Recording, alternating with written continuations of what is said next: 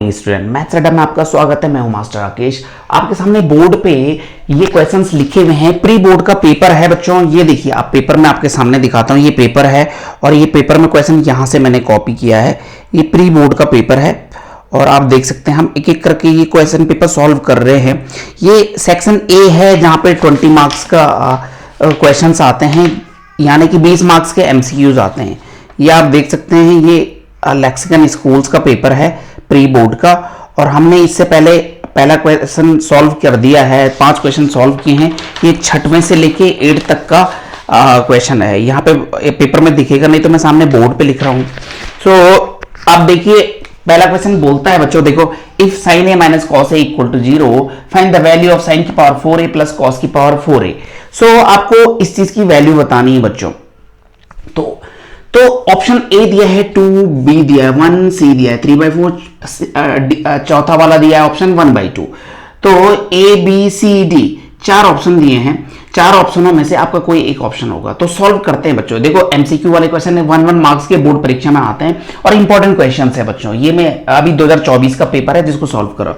तो आप देखो, जब आपको जो गिवन है आपको उससे ही अप्रोच करना। Sine A minus cos A equal to 0, तो साइन ए इक्वल टू क्या हो जाएगा बच्चों? कॉस ए।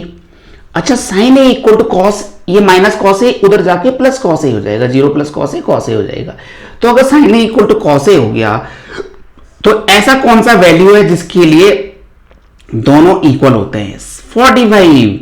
साइन 45 की वैल्यू भी कॉस 45 के बराबर होती है।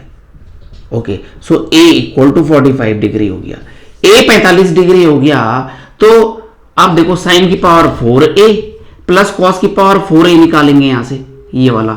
ओके, तो साइन 45 की डिग्री कितना होता है? साइन 45 होता है 1/√2 की पावर 4 प्लस कॉस 45 होता है 1/√2 की पावर 4।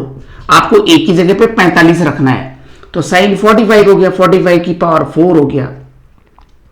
ओके, तो 1/√2 कितना हो गया? 1/4। ओके, पावर 4 कर देंगे बच्चों, है ना। 2 की पावर 4 16 का स्क्वायर रूट कितना आता है? 4 आता है। तो 1/4 हो गया और ये भी 1/4। ओके, 2/4 हो गया। 2/4 कितना होता है? 1/2। तो 1/2 इज द करेक्ट आंसर बच्चों इसके लिए।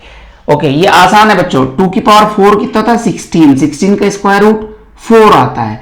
ऐसे 2 की पावर 4 कितना? 16 का स्क्वायर रूट 4 आता है। 1 + 1 2 हो जाएगा। नीचे एलसीएम सेम है तो ऊपर वाले ऐड हो जाते हैं। 2/4 हो गया तो 1/2 आ गया।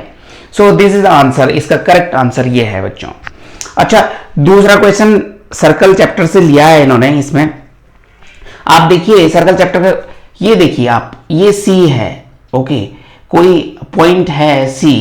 सो एक्सटर्नल पॉइंट है सी। सी से एक टेंजेंट डाला CQ, सी से एक टेंजेंट डाला CP। ओके, सो ये बोलता है कि CP in the given figure CP CQ are tangent, CP and CQ both are the tangent। tangent उसको बोलते हैं जो सर्कल को टच करता है ऐसे करके।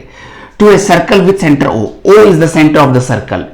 ARB is another tangent, ARB this is also tangent, ARB। okay, ये it is touching at R, so circle at R। if CP equal to 11 centimetre, CP ये पूरा का पूरा 11 सेंटीमीटर है, ये यहां से यहां तक का।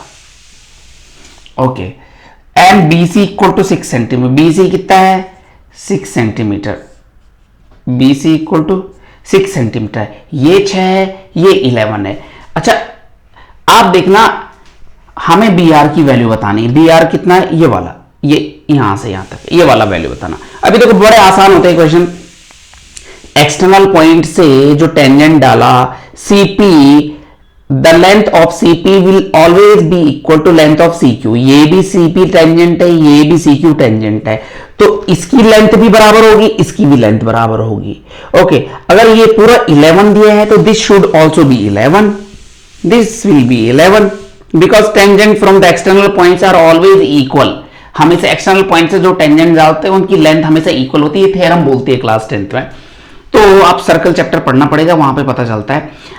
ये 11, ये 11, ये 6, तो ये बाकी कितना बच गया? 11 माइनस 6 करेंगे तो ये कितना बच जाएगा? ये 5 आ जाएगा। ओके, तो ये 6, तो ये भी 6 और ये 5।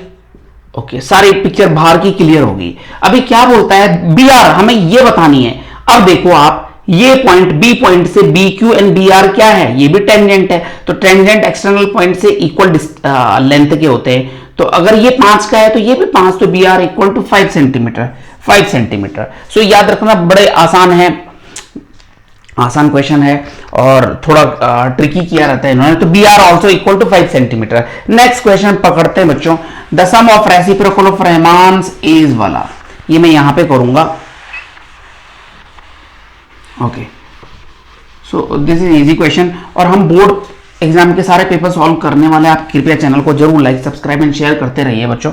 सो ये कहता है कि द सम ऑफ रेसिप्रोकल, पहले तो रेसिप्रोकल होता क्या है, रहमान्स एज 3 इयर्स एगो, 3 साल पहले, और 5 इयर्स फ्रॉम नाउ, यहां आज से 5 साल के बाद की इतना है।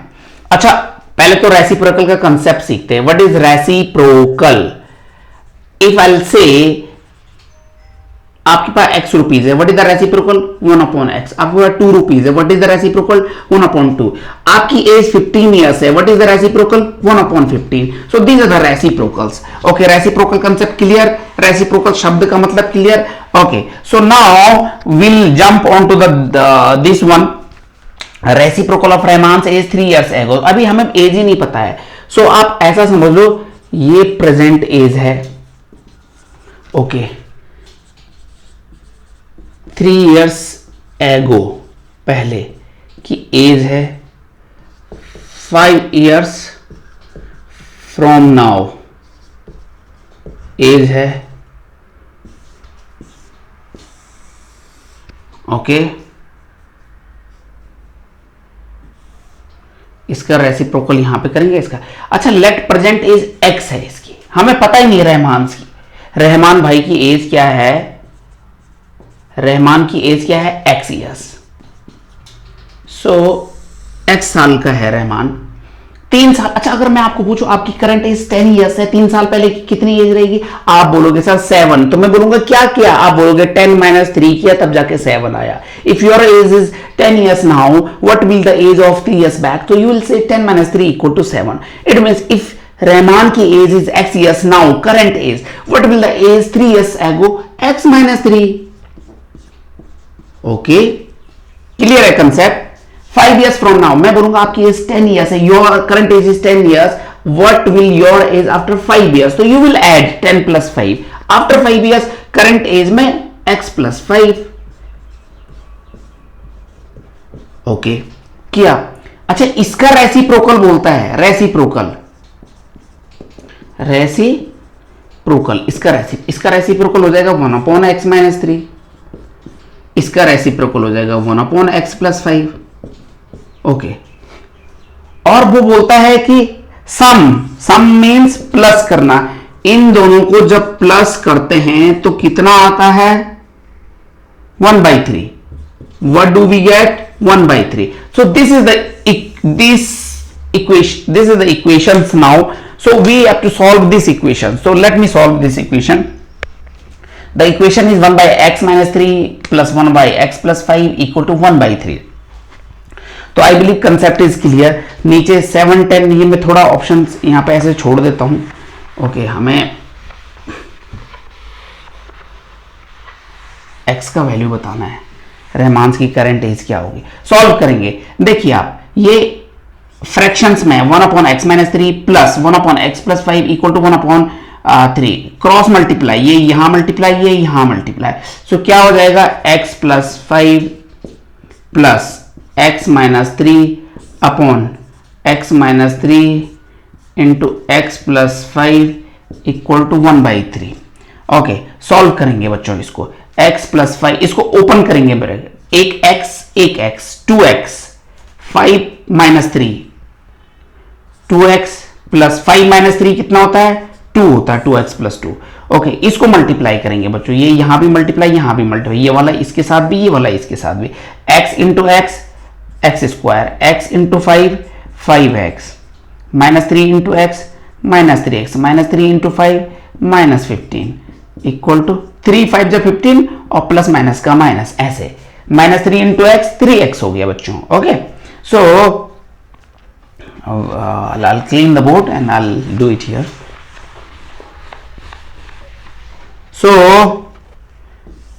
क्या हो जाएगा बच्चों, अब क्रॉस मल्टीप्लाई ये यहां और ये यहां, 3 का मल्टीप्लाई इन दोनों के साथ, 3 इंटू 2x 6x, 3 2 जा 6, 3 इंटू 2 6, इक्वल टू की जगह पे इक्वल टू, ये पूरा 1 के साथ मल्टीप्लाई होकर ये एज इट इज रहेगा, ये हो जाएगा x square plus 5x minus 3x कितना होता है, पहले ऐसे ही लिख लो, okay 6x plus 6 equal to x square plus 5x minus 3x 2x minus 15, okay.